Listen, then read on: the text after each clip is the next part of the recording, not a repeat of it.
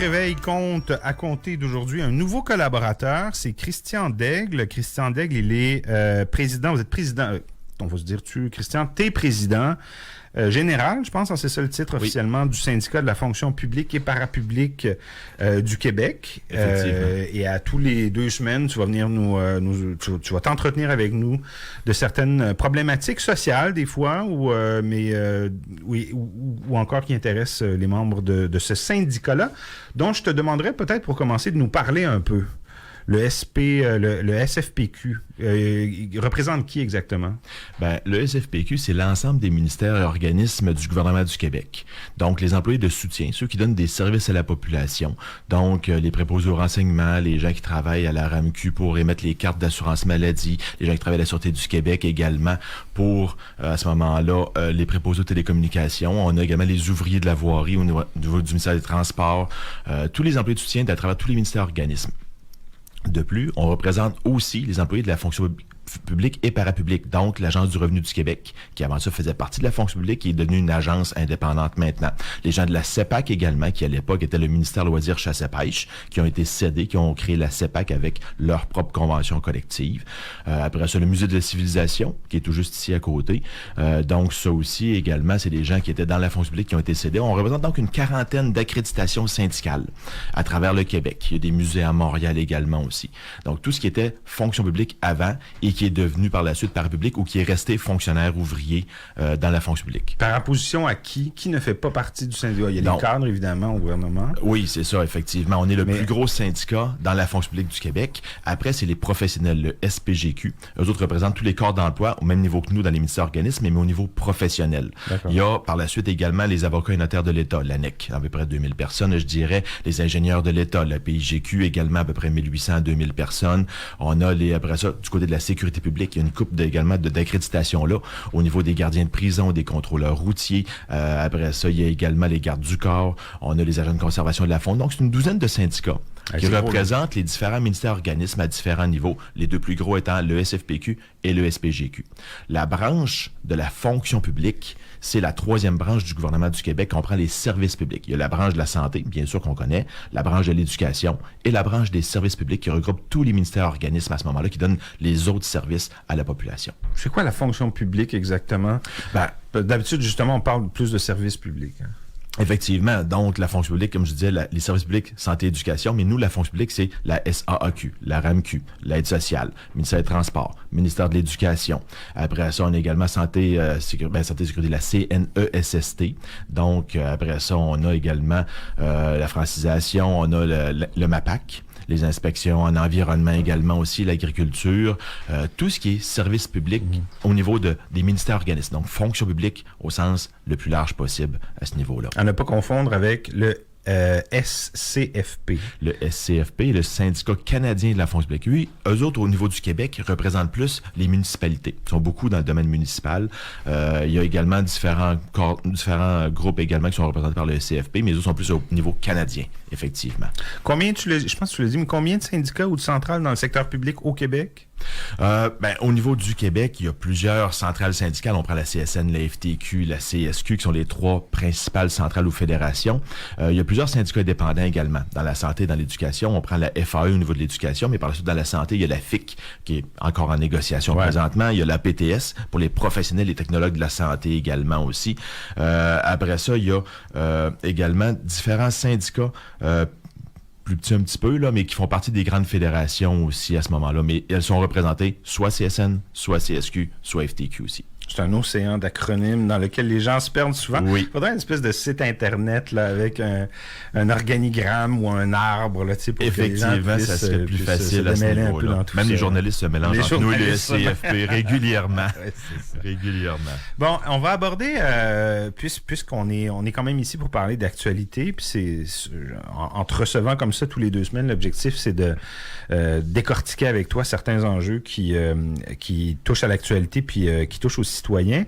Un des gros sujets en ce moment, c'est la fameuse nouvelle agence sur laquelle travaille le gouvernement du Québec, qui s'appelle Mobilité Infra-Québec, qui est une espèce d'agence dans laquelle on veut centraliser toutes les questions qui touchent au transport et qui fait l'objet qui est prévu par un projet de loi qui, lui, fait l'objet de discussion actuellement à l'Assemblée nationale. Effectivement, c'est un nouveau projet de loi, mais qui fait référence à un vieux projet de loi. C'était Sylvain Gaudreau à l'époque du Parti québécois qui avait amené ça, lorsque le Parti québécois était au pouvoir en 2012, de mémoire, et puis à ce moment-là, qu'il n'y avait pas réussi. Donc ça date pas d'hier, non, ça date pas d'hier. Qui centralise les... Ça fait longtemps qu'on en entend parler, ça fait longtemps que nous, on s'oppose à ça, parce que de créer une nouvelle agence ne réglera pas la situation. Ça va juste amener des coûts supplémentaires, ça va prendre un CA, ça va prendre des effectifs supplémentaires aussi, alors qu'on pourrait très bien le faire à l'interne. Il faut juste regarder les processus que nous avons, puis la façon de fonctionner aussi. Donc, ce qu'ils souhaitent avec l'agence transport, ce qui est nommé par le gouvernement présentement, c'est d'avoir un nouvel endroit pour parler du transport collectif, de pouvoir avoir un endroit où ça irait plus vite, où est-ce qu'on passerait plus rapidement à travers les étapes. C'est comme ça qu'on nous le présente. C'est comme ça qu'on nous le présente. Mais je veux dire, en quoi ça empêche, à quoi on peut pas le faire au gouvernement du Québec présentement. Donc, tout est là. Mais d'habitude, quand on crée une agence, c'est qu'on enlève des responsabilités au niveau des ministres. Donc, on se pousse de nos responsabilités ministrables. Donc, les députés, les gens qui devraient répondre aux citoyens quand ça ne fonctionne pas, ne seront plus là, ils vont dire « Ah, c'est la faute du CA ». Prenez ce qui s'est passé à la SAAQ quand ils ont changé pour SACLIC. Ben, c'est un peu ça qui s'est passé aussi. La ministre Guilbeault a beau être revenue de France, ministère, on le trouvait pas nulle part à ce moment-là, et ils ont pris, ils disaient, ben, on a suivi ça, mais c'est surtout le CA qui était en charge de ça, puis à la fin, ben, c'est le directeur général qui a payé de sa chaise. Oui, autrement dit, c'est facile pour les ministres de s'en laver les mains quand une situation commence à capoter, par exemple, puis de dire, ben c'est pas nous qui sommes responsables de ça, c'est telle agence ou tel organisme. Tout à fait. Comme c'est arrivé avec SAC. Exactement. Alors qu'il y a un niveau de responsabilité ministérielle, parce qu'au départ, les projets, c'est pas juste le CA qui le fait, c'est pas juste le ministère qui le fait aussi. Il donne à ce moment-là une volonté politique, également donne voix à une volonté politique, parce qu'il y avait une transformation numérique qui était là-dedans. Le ministère était partie prenante de ça avec son ministère, le MCN. Et là-dessus, ben, il y a toujours, à ce moment-là, une imputabilité qui va avec aussi.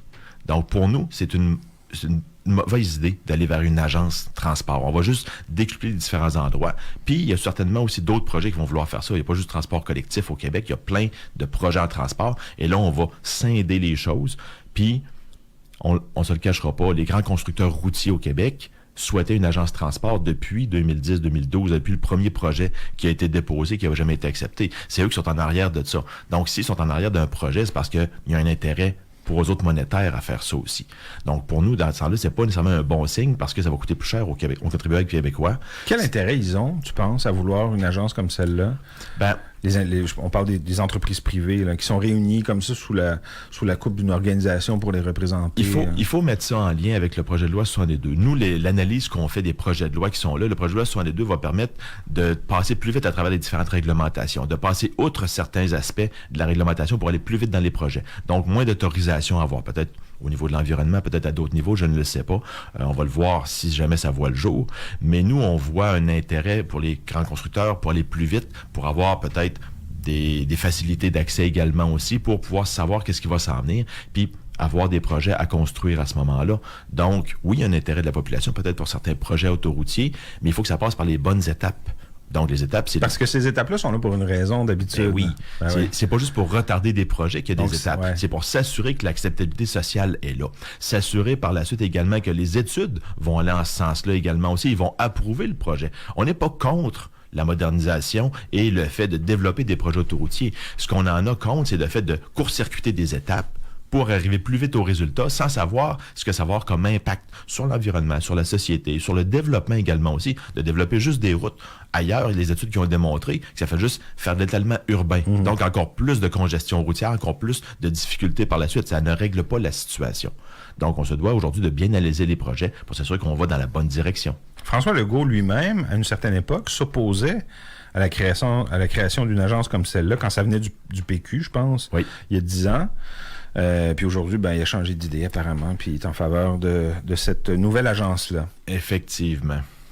On peut peut-être profiter des dernières minutes qu'on a ensemble, Christian, pour parler de cette nouvelle-là. D'ailleurs, il y a un article dans le Journal de Québec ce matin qui est très intéressant sur le gel d'embauche dans la fonction publique. Donc, la journaliste, je pense que c'est Mme Lajoie, elle a parlé avec certains fonctionnaires qui, sous le couvert de l'anonymat, craignent ou semblent craindre un retour d'une certaine politique d'austérité comme celle qu'on a connue sous les libéraux de M. Couillard. Mais effectivement, elle m'a interpellé également. Oui, elle a interpellé le SFPQ, SFPQ, effectivement, aussi. Puis nous, c'est ce qu'on dénonce depuis déjà à peu près une semaine et demie la situation. Il y a eu une annonce qui a été faite de 11 milliards de déficit lors du dépôt du dernier budget. Et aujourd'hui, on voit que les compressions commencent. Et dans les ministères, la compression la plus facile à faire, c'est au niveau des emplois. Donc, c'est pas le loyer que les ministères payent parce qu'on peut pas le changer. C'est pas les prestations qui sont versées non plus. C'est pas tout ce qui est incompressible. C'est au niveau du personnel. Mais présentement, ce qu'on voit dans les ministères, c'est la difficulté qu'on a à rendre des services publics. On a vu dernièrement l'État civil qui prennent 5 mois à délivrer le certificat de décès d'une personne. Le ministère de l'État civil voulait embaucher, voulait donner du temps supplémentaire aux gens pour pouvoir libérer ces listes-là d'attente, mais ils ne pourront pas le faire, ils ne pourront pas embaucher, ils ne pourront pas utiliser le temps supplémentaire non plus pour revenir à la normale. Même principe, on a modifié certains corps d'emploi, on a une convention collective qui vient d'être signée pour être plus attractif, parce que les gens quittent la fonction publique parce que souvent les salaires ne sont pas compétitifs. Si quelqu'un quitte la fonction publique, il ne pourra pas être remplacé. Donc là encore, les délais vont s'allonger. CNESST, donc au niveau de la santé et sécurité, les gens qui sont en attente de prestations, d'études de leur dossier, il y a des délais qui s'allongent. À la RAMQ, les gens doivent attendre en ligne assez que s'ils restent trop longtemps en ligne, la ligne coupe, puis ils doivent rappeler à ce moment-là. Ah, ça, c'est le fun quand ça arrive. Oui. Puis après ça, c'est nos gens à nous qui reçoivent les tomates en ligne, qui reçoivent le mécontentement de ça. C'est pas le ministre qui répond au téléphone, c'est pas le directeur général du ministère, là. C'est nous autres qui recevons les tomates à ce moment-là, et c'est ça qui est dommage. Donc, toutes les coupures vont faire perdurer les délais ou vont amener des délais supplémentaires. Alors, c'est ça qu'on dénonce. Puis nous, c'est du service direct à la population qu'on donne. Il y a plusieurs années de ça, quand il y avait eu des coupures sous M. Couillard, sous M. Charest, c'était du remplacement 1 sur 2. Ce qu'on s'est rendu compte, il coupait 2 fonctionnaires pour pouvoir embaucher un directeur ou un professionnel de plus. Alors, c'était pas on coupait du service à la population pour doter des postes plus haut gradés à ce moment-là. Donc, nous, on voyait une difficulté, puis on voit encore la même difficulté qui se pointe à l'horizon, minimalement pour les 6 prochains mois, donc jusqu'au 31 mars. Et si le déficit est de 11 milliards, j'ai bien l'impression que ça va être au-delà du 1er avril prochain aussi. Christian Daigle, donc, tu es président du SFPQ, syndicat de la fonction publique et parapublique du Québec, et on va se rencontrer comme ça toutes les 2 semaines pour parler de sujets d'actualité, puis entendre ton commentaire là-dessus. Bien, effectivement, ça va me faire plaisir de venir donner mon point de vue puis d'aider les gens à mieux comprendre les services publics, donc la fonction publique surtout. Merci, Christian. Merci beaucoup. Bye. Bonne journée.